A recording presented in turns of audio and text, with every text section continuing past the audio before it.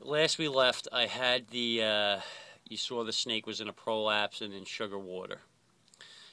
And I did push the prolapse back in on my own. Um, Now, whether or not I'm successful or not remains to be seen, okay? It was very, very disgusting. It's very difficult to do. Number one, I don't have any sedative for the snake. All I had was one of the girls that I know. She held the camera for me, almost threw up in the process while I did it. And then, same thing. A few days later, he's popped it back out. Now, this time when it came out, there was a lot of dead tissue attached to it. And when I saw the vet do it, they had to remove, like, the dead tissue and everything like that. So, what I did this time around is I actually, if you guys want to take a look, that's all of the dead tissue that was on the organ, the cloacia. Whether or not the snake is going to be able to survive with this much tissue loss remains to be seen. Whether or not it will regenerate also remains to be seen.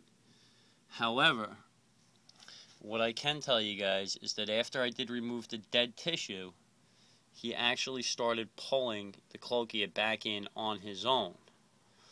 Now, there could have been something wrong with the organ, just from whatever, for a very, very long time, and then all of a sudden, the snake could just try and push it out for some reason.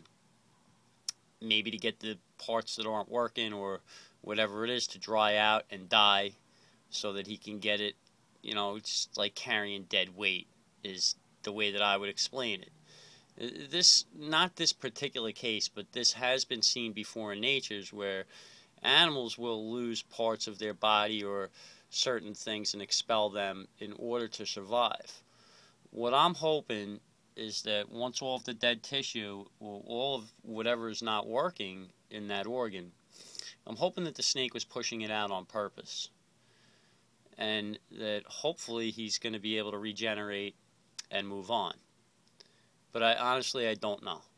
But this time around, I wish I filmed it because it was a lot easier to get the organ back in. As I said, he pulled instantly as soon as the dead tissue was removed, and it was the first time that I had seen it. The snake had pulled most of the organ back inside his body. Now, whether or not he's going to, expel it again, I have no idea, guys. I'm playing this by ear. The vet won't give me a time of day unless I go back down there and give her frickin' however much money. And I already spent $1,600 and got nowhere. I've seen how they do it and everything like that. Obviously a lot easier for them to do it because they have, a lot better tools. They sedate the snake. It's easier to handle. It's easier to manipulate. Now, I'm hoping that the snake's going to recover.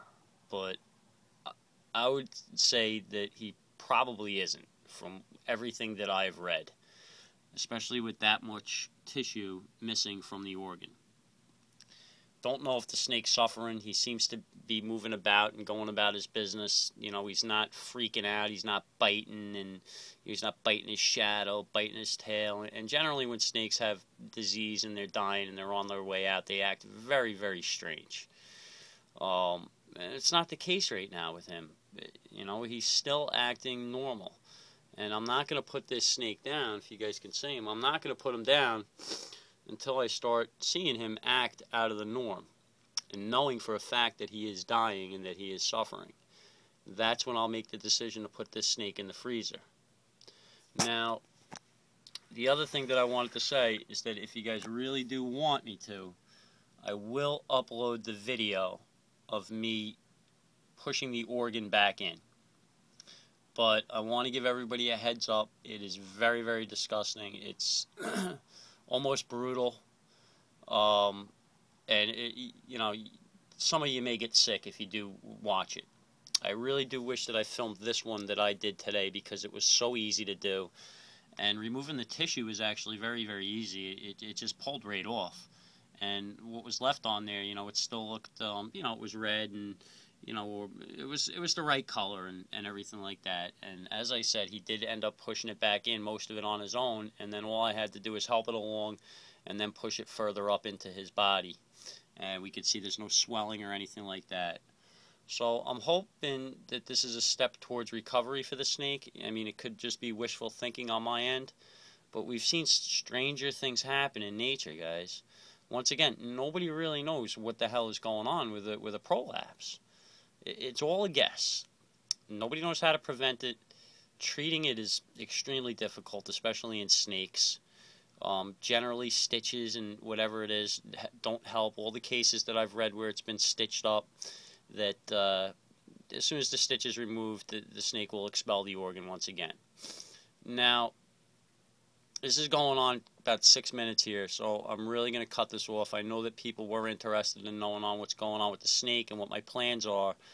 And my plans are right now to leave this snake alone and see how he does, you know.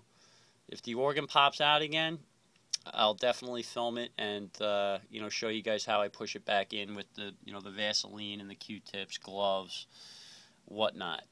But other than that, guys, that's the update on Astronomy Domine. And until the snake starts acting really, really crazy, I have no intentions of putting the snake down. I'm a believer, you know. Why are we here? You know, I have no idea. Maybe this is why. You know, let's see what happens. Let's see what the next week brings. Hopefully the snake is going to bounce back. You know, maybe now that almost all the dead tissue is off of the organ, maybe the snake will recover. I really don't know. But I do know that once the organ is removed, that most of the time that the snakes do die. That's just what I've read. If anybody has any other information or anything like that, you know, give me a heads up. Let me know what's going on. If you guys think I'm doing it wrong or if there's other ways for me to do something or another way to attack this, I got no problem with taking the advice of the people out there. I do appreciate everybody's support on the subject and everybody who continues to watch the videos day in and day out, who's concerned about this beautiful animal and what his future is going to be.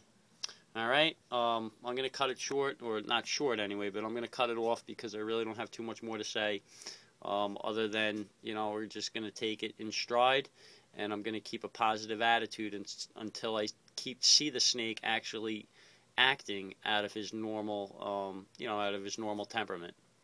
All right, guys, I wish I had a better video here for you with the snake this time around, but unfortunately I don't.